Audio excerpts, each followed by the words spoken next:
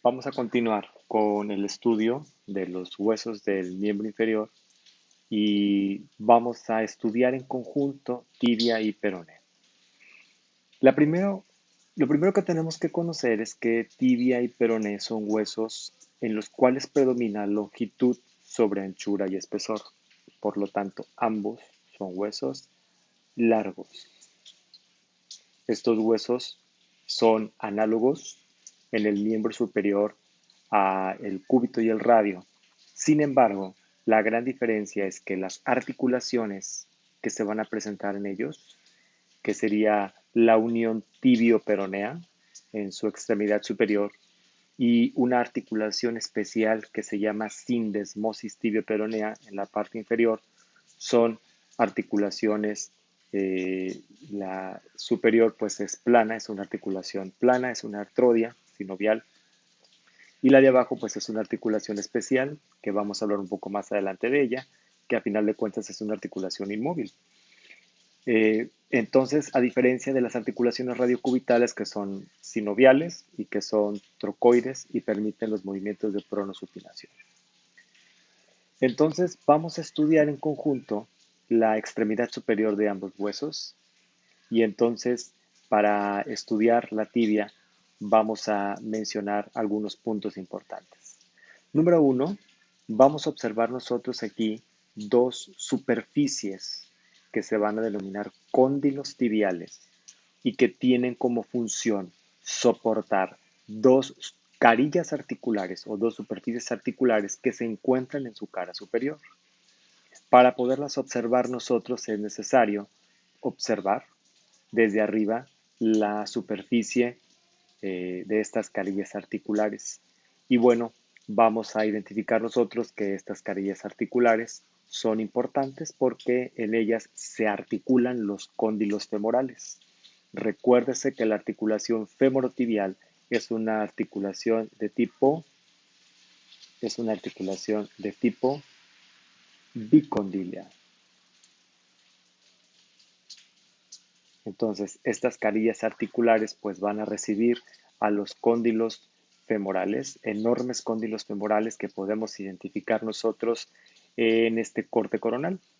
Entonces, señalando nosotros con este lápiz en rojo, vamos a identificar estas carillas articulares que se encuentran soportadas, como lo comentábamos en un principio, por estos cóndilos que son los cóndilos tibiales.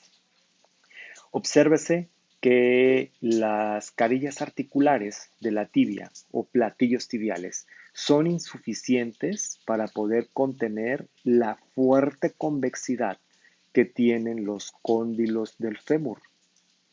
Por lo tanto, estas carillas articulares pues tienen que tener algo que las haga más cóncavas y más amplias.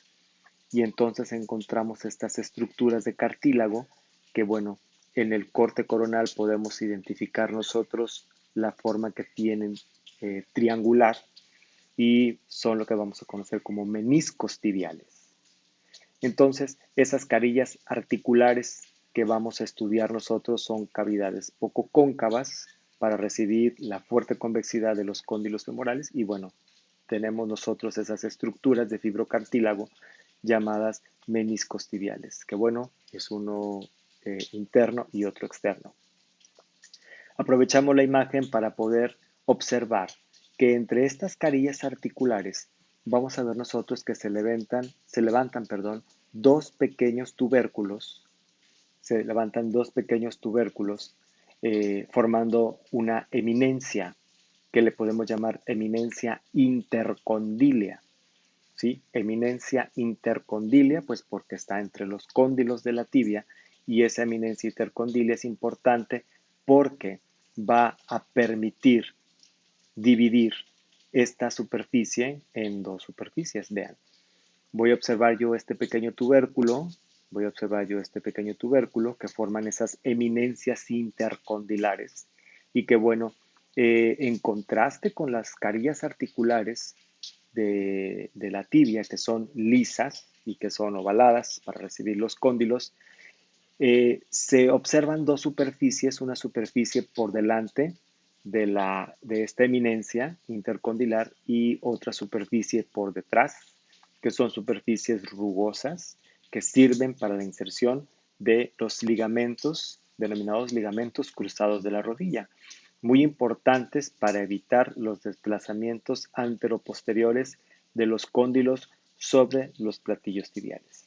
Entonces, estas superficies se va a llamar superficie preespinal, a esta le vamos a llamar superficie preespinal o intercondilar anterior, y a esta le vamos a llamar superficie retroespinal o intercondilar posterior.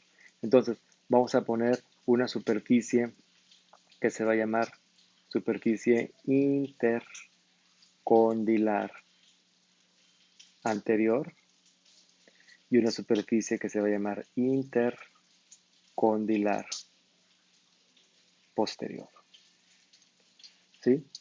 O también se llama superficie preespinosa y superficie retroespinosa.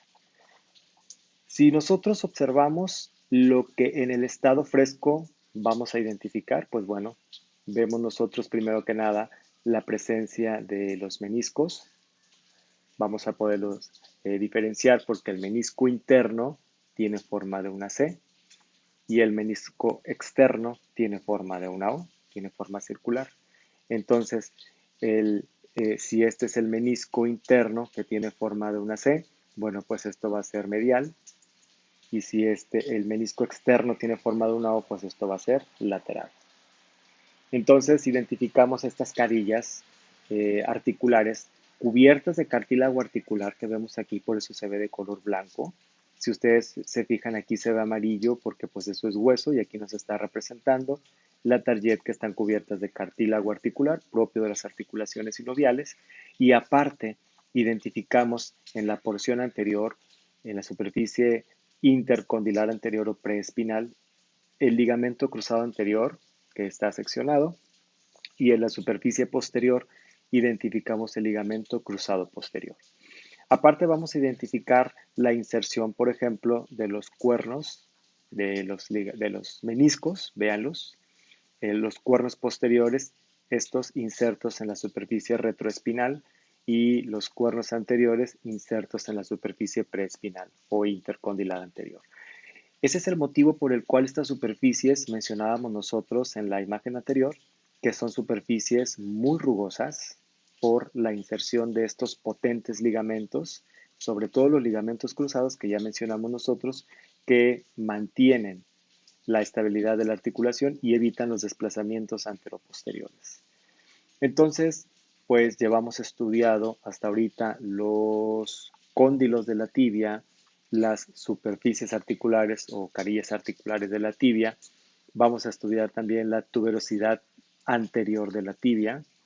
Esta tuberosidad anterior, vamos a poner tuberosidad anterior, sirve, y que de hecho es muy prominente, sirve para la inserción de un ligamento muy importante que se llama ligamento rotuliano. En algunas ocasiones la contracción del músculo cuádriceps, del cual deriva el ligamento rotuliano, es tan potente que arranca esta tuberosidad de la tibia y produce una fractura por abulsión. Se observa mucho en los jugadores de fútbol. Y bueno, lateralmente a esta tuberosidad anterior vamos a tener un pequeño tubérculo que se llama tubérculo del músculo tibial anterior, también llamado tubérculo de Gerdy. Tubérculo de Gerdy es el tubérculo que marca el origen de un músculo que se llama tibial anterior. Si ustedes se fijan, este tubérculo está ubicado sobre el cóndilo lateral de la tibia, y bueno, sobre ese mismo cóndilo vamos a encontrar nosotros una pequeña carilla articular plana de forma ovalada, destinada a articularse con la extremidad superior del peroné y formar una articulación que se llama tibio-peronea, articulación tibio-peronea superior. Esta es una articulación de artrosis, pero es tipo artrodia porque sus superficies articulares son planas. ¿Ok? Si nos vamos nosotros a estudiar la extremidad superior del peroné, vamos a identificar nosotros que la extremidad superior pues tiene un vértice, ¿sí? Una pequeña apófisis en donde se insertan ahí el ligamento colateral peroneal que mencionamos en la clase de fémur y pues el resto corresponde a la cabeza del peroné. Esta cabeza del peroné, pues como ya lo mencionamos, se va a articular con el cóndilo lateral de la tibia y nos va a formar la articulación tibio-peronea. Para poder estudiar nosotros de manera conjunta y topográfica la diáfisis de los dos huesos, vamos a hacer lo siguiente, miren, vamos a hacer 3 cortes. Vamos a hacer un corte a nivel de tercio proximal de los dos huesos. Vamos a hacer un corte a nivel de tercio medio de ambos huesos. Y vamos a hacer un corte a nivel de tercio distal. De esta forma vamos a estudiar las celdas y los compartimientos que tiene la pierna y pues vamos a identificar la inervación de los músculos muy importantes para el estudio de la marcha. Vamos a ver entonces el corte número 1, que es un corte a nivel de tercio proximal de tibia y peroné. Y lo veríamos aquí. Primero que nada vamos a identificar nosotros la tibia. Si esto es la tibia, entonces esto es medial. Si esto es el peroné, entonces esto es lateral. Y vamos a identificar que la tibia tiene 3 caras. Tiene forma de un triángulo. Va a tener dos caras anteriores. Hay ediciones en que nos dice que es una cara medial, una cara lateral y una cara posterior. Me gusta mucho el concepto de la nomenclatura que manejaba anteriormente la Tallet, que a esta cara le llama anteromedial, a esta cara le llama anterolateral y bueno, esta cara sería la cara posterior. Vamos a identificar que estas caras en el corte transversal están separadas por bordes. Miren, hay un borde lateral, hay un borde medial y por acá hay un borde anterior. Lo mismo le vamos a estudiar al peroné. Vean, el peroné tiene esta cara y tiene esta cara. Le vamos a estudiar una cara anteromedial. Le vamos a estudiar esta cara que es la cara anterolateral. Y le vamos a estudiar esta cara que es la cara posterior. ¿Sí? De igual forma, vamos a identificar que el peroné pues tiene un borde anterior, tiene un borde lateral y tiene un borde medial. Identificando estos bordes, vamos a poder nosotros hacer lo siguiente. Vemos que del borde anterior de la tibia se desprende una fascia, que por cierto se le va a llamar fascia sural, y esta fascia va a encargarse de envolver a todos los músculos de la pierna. Envuelve a todos los músculos de la pierna y termina insertándose en el borde medial de la tibia. Si ustedes observan, nos vamos a dar cuenta que esta cara de la tibia no está cubierta por fascia, solamente está cubierta por tejido celular subcutáneo y piel. Ese es el motivo por el cual cuando se reciben contusiones en esta cara de la tibia, se produce una irritación directa del periósteo y causa mucho dolor. Volviendo a la fascia, me voy a dar cuenta que la fascia va a emitir 2 tabiques importantes. Uno de ellos lo veo insertándose en el borde anterior del peroné y otro lo veo insertándose en el borde lateral. Estos tabiques son importantes. A este tabique le vamos a llamar tabique intermuscular anterolateral y a este tabique intermuscular le vamos a llamar anteromedial.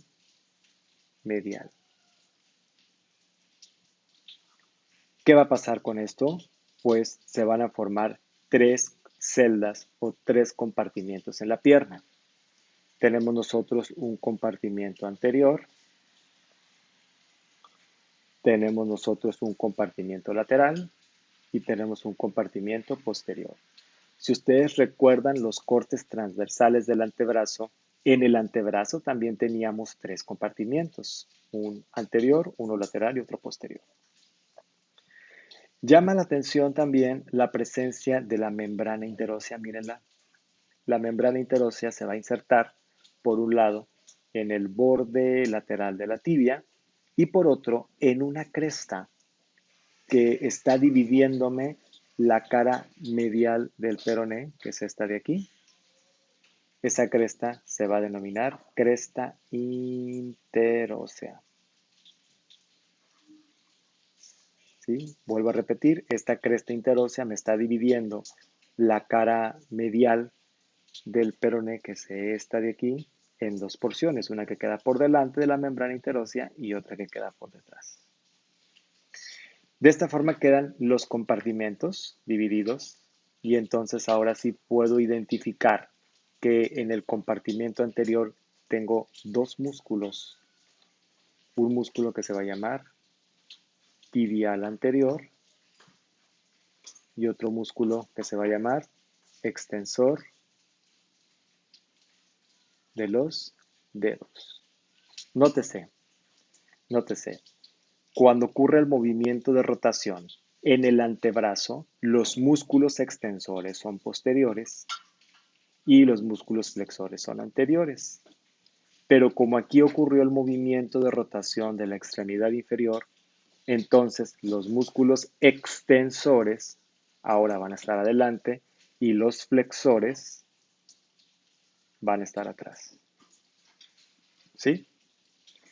Entonces, en este primer compartimento voy a identificar estos dos músculos, tibial anterior y extensor de los dedos. Recuerden que estamos en el corte a nivel del tercio superior o tercio proximal.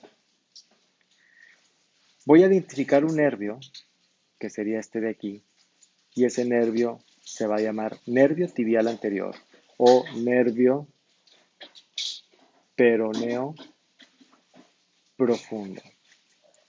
Podemos deducir nosotros que el nervio peroneo profundo pues se encarga de inervar a estos dos músculos. ¿Sí? Nervio peroneo profundo, como les comenté, también llamado tibial anterior, es una rama de un nervio que se llama ciático popliteo externo. ¿Sí? Todo lo que estamos viendo aquí nosotros forma parte del compartimento anterior.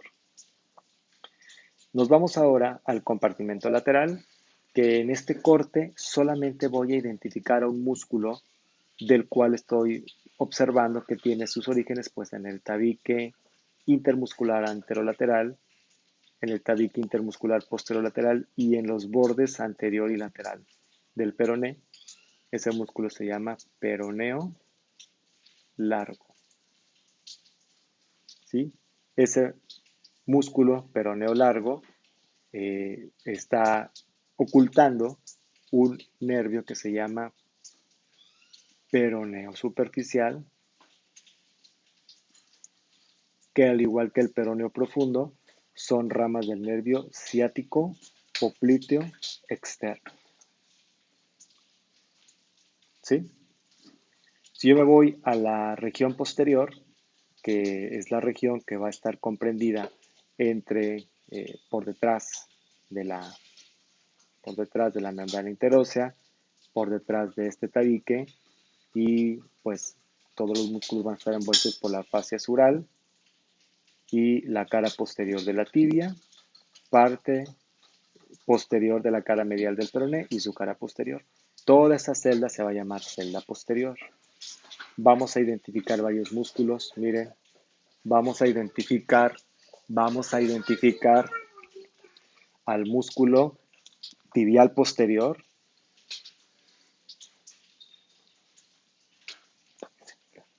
músculo tibial posterior, vamos a identificar este músculo que se llama flexor largo de los dedos y a este músculo que se llama flexor del dedo gordo o flexor del hallux. Nótese nuevamente que los músculos que están en el compartimento posterior aquí son flexores y en el miembro superior pues son músculos que se encuentran en la región anterior. Estos tres músculos son músculos profundos. Esos tres músculos son músculos profundos Mientras que tenemos músculos superficiales. Estos músculos superficiales son estos músculos que se llaman gastrocnemios, gastrocnemio lateral y medial respectivamente, que mencionábamos en el video de fémur, que se originan en los tubérculos supracondilares, y este músculo que se va a llamar sóleo. Estos tres músculos, el sóleo y los dos gastrocnemios, me van a formar un músculo que se llama tríceps sural, igual que la fascia, tríceps sural. Este músculo tríceps sural es el responsable de que puedan caminar lo que decimos de puntas. Y bueno, estos músculos son inervados por este nervio que se llama nervio tibial posterior. Nervio tibial posterior. Voy al siguiente corte que mencionamos en un principio, y este corte es un corte a nivel de tercio medio. ¿Va a haber algunos cambios? Sí. Este corte que vamos a ver, lo vamos a ver aquí, mírenlo. Vamos a identificar nosotros que aparte del músculo tibial posterior, aparte del músculo extensor de los dedos, aparece otro músculo que se llama extensor del hallux. ¿Sí? Vean, está muy sencillo, porque si hay un extensor del hallux, pues hay un flexor del hallux en la región posterior. Si identificamos nosotros un músculo que se llama tibial anterior, pues en la región posterior vamos a identificar un músculo que se va a llamar tibial posterior. Si en la región anterior identificamos un extensor largo de los dedos, pues aquí vamos a identificar un músculo que se llama flexor largo de los dedos. Vean, es lo mismo. Adelante son extensores, atrás son flexores. Y bueno, vemos un cambio porque ahora identificamos que el sóleo y los gastrocnemios están formando el músculo tríceps sural. Seguimos identificando al nervio peroneo profundo como elemento del compartimiento anterior de la pierna, pero el nervio peroneo superficial aquí perforó la fascia y se hizo superficial. Por eso este nervio peroneo superficial también se le conoce como músculo cutáneo. Y entonces identificamos otro músculo, este sería el músculo peroneo largo, y este, que lo vemos originándose en la cara lateral del peroné, se va a llamar peroneo corto. ¿Sí? Ahora, nos vamos nosotros al siguiente corte, que sería un corte a nivel de tercio distal. Y aquí el corte es a nivel de esta unión.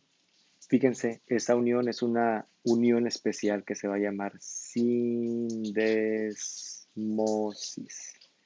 De hecho, el término correcto es sindesmosis tibio-peronea. Sindesmosis tibio-peronea. Sindesmosis tibio-peronea, ¿por qué? Porque, bueno, la membrana interósea que está aquí, esta membrana interósea que es un tejido fibroso que está uniendo a los huesos, se introduce entre estos dos huesos y forma un amarre sólido, tan sólido que también se le conoce como mortaja, como una mortaja de un cadáver. Por eso se le va a llamar también mortaja tibio-peronea o sindesmosis tibio-peronea. Característica es tejido fibroso que se va a interponer entre estos dos huesos y la función es unirlos firmemente. Tan firmemente que generalmente cuando ocurre una fractura de uno de los huesos, pues también afecta al otro. Entonces, miren, si nosotros nos vamos a observar un corte que sea a nivel de esta unión, que sería un corte coronal, vamos a identificar cómo esta membrana interósea se está introduciendo entre estos huesos y está formando esa unión estrecha entre la tibia y el peroné, llamada sindesmosis tibio-peronea. ¿Sí? Ahora, nos vamos a ver un corte, que sería el corte transversal a nivel de esta unión, y el corte transversal sería el siguiente. Vean, voy a identificar yo la unión sindesmosis tibio-peronea comparada con la articulación radiocubital distal. Veo al músculo tibial anterior, veo al músculo extensor del hallux, veo al extensor de los dedos y aparece un tercer músculo que se llama tercer peroneo. También se le llama peroneo tertius. Este músculo, tercer peroneo, difiere de los tres músculos que mencionamos por su inervación. Es el nervio peroneo superficial, mientras que a estos tres músculos los inerva el nervio peroneo profundo. Seguimos identificando el nervio peroneo profundo, que bueno, va a cambiar de nombre porque va a atravesar esta estructura fibrosa denominada retináculo extensor, para continuarse como nervio pedio, y la arteria tibial posterior, pues al momento de atravesar este retináculo, se continúa al dorso del pie en forma de arteria pedia. Nos vamos a la región posterior y en la región posterior identificamos a estos músculos, que sería el tibial posterior, sería los dos músculos extensores, que sería el extensor de los dedos y, perdón, flexor de los dedos y flexor del hallux. Lo mismo, miren, tibial posterior, tibial anterior, flexor del hallux, extensor del hallux, flexor de los dedos, extensor de los dedos. Aquí se están entrecruzando estos músculos. Y seguimos viendo nosotros aquí el nervio tibial posterior. Nervio tibial posterior. Este nervio tibial posterior va a atravesar este espacio, que estoy dibujando entre la tibia y el tendón de Aquiles o tendón calcáneo, que es el tendón del tríceps sural, y va a formar un canal que se llama retromaleolar. Retromaleolar. Medial. Y otro espacio que está entre el peroné y el tendón calcáneo se va a llamar el canal retromaleolar lateral. Y bueno, en ese canal retromaleolar lateral voy a identificar dos músculos, que son los músculos peroneos. Entonces se van a llamar canal retromaleolar.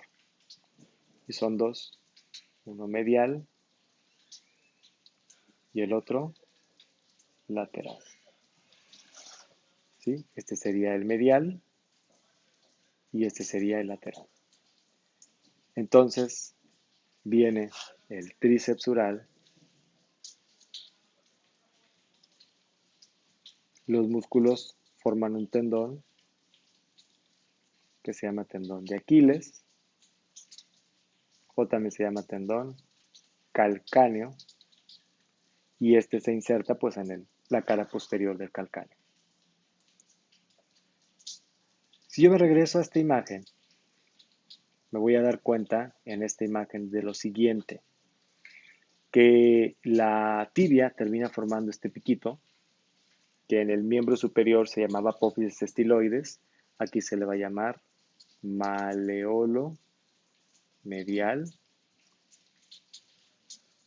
con el que se forma el canal retromaleolar medial, y el peroné igual, forma un maleolo lateral. Serían análogos de las apófisis estiloides de cúbito y radio.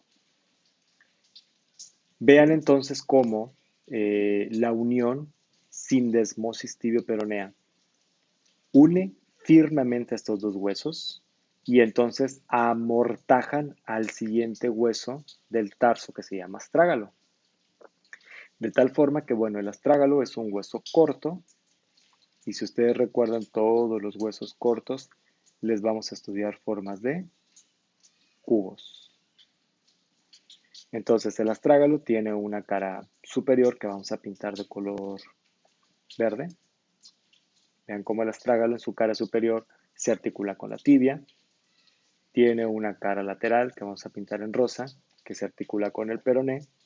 Y tiene una cara medial que tiene una pequeña superficie articular para el malleolo medial. Y de esta forma forman una pinza, una mortaja hacia el astrágalo y forman una articulación que se llama articulación talocrural. Talo del talus, que es el astrágalo, y crura, pues que es pierna. Se le llama articulación talocrural o articulación del tobillo. Que bueno, si nosotros identificamos la forma de la cara superior del astrágalo, tiene forma de una polea con dos elevaciones separadas por una pequeña garganta, se le llama tróclea.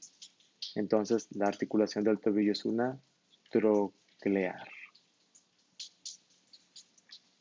¿Sí?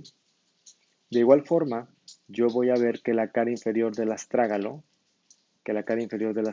tiene dos superficies articulares para articularse con la cara superior del calcáneo, con esta parte muy importante del calcáneo que se llama sustentáculo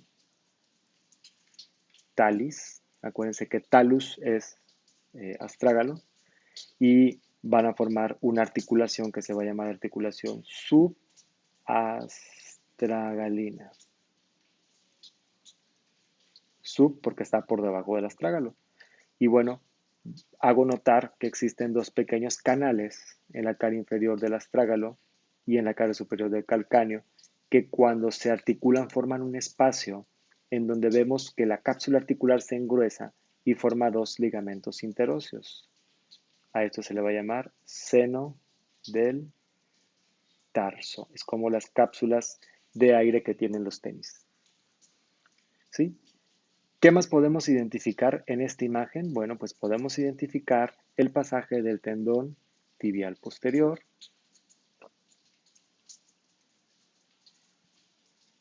Podemos identificar el tendón del flexor de los dedos y del flexor del hallux por el lado medial.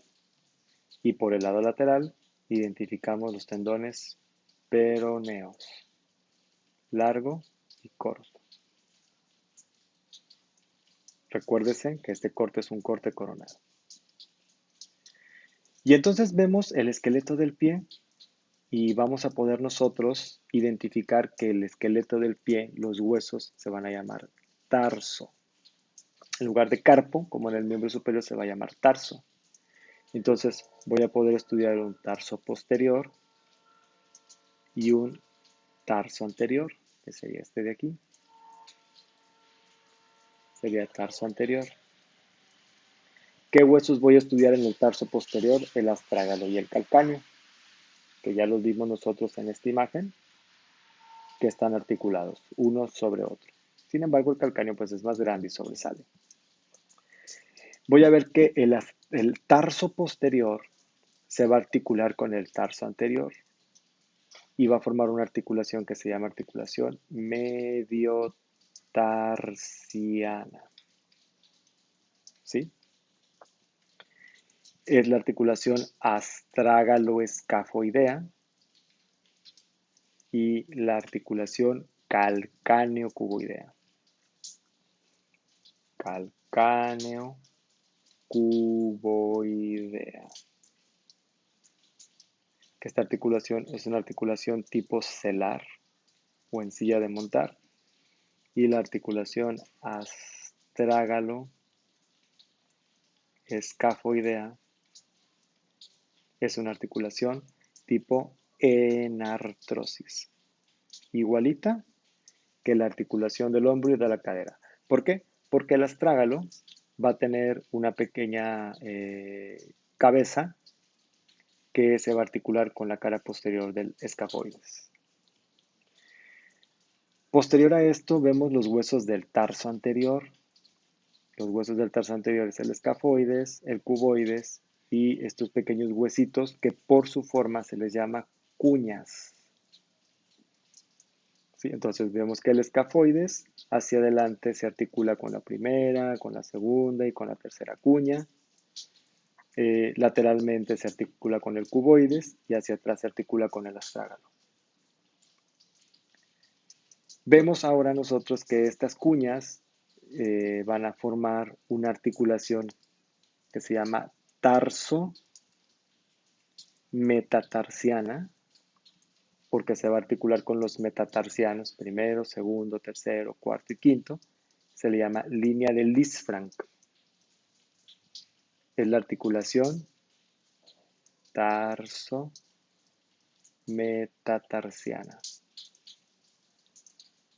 ¿Sí? Y los metatarsianos, pues con las mismas características que los metacarpianos, son huesos en los que predomina la longitud y tienen dos extremos y una diáfisis. Son huesos largos. Para finalmente estos metatarsianos se van a articular con las falanges proximales de los 5 dedos, con una articulación que se va a llamar metatarso-falángica, que son, al igual que en el miembro superior, condíleas. Y las falanges de los dedos u ortejos, aquí se van a llamar ortejos, pues van a formar articulaciones interfalángicas proximales y distales, que también, y al igual que en el miembro superior, pues van a ser trocleares.